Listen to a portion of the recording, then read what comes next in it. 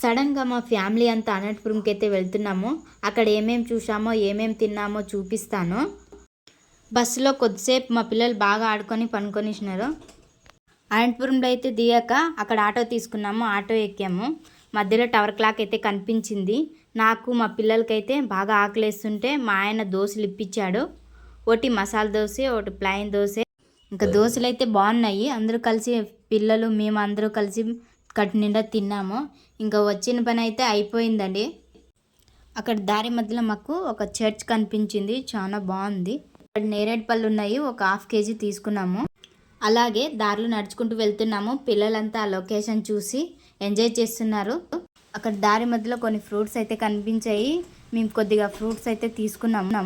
ఇలా పొద్దున్నుంచి మధ్యాహ్నం వరకు అనంతపురం అంతా తిరిగేసాము. ఇంకా దోశలు అయితే అరిగిపోయినాయి. మాకు మా పిల్లలకు ఆకలేస్తుందంటే మా ఆయన టవర్ క్లాక్ దగ్గర ఒక హోటల్కి అయితే తీసుకొచ్చారు. రాగానే పెరుగన్నం ఆర్డర్ ఇచ్చాము. పెరుగన్నం వచ్చిన తర్వాత మా పాప పెరుగన్నంని ఒక డిఫరెంట్ స్టైల్లో తింటుంది. పెరుగన్నం తిన్న తర్వాత ఊరగాయ కూడా ఎలా నంచుకొని తింటుందో చూడండి. వాళ్ళ నాన్న కూడా పెడుతుంది.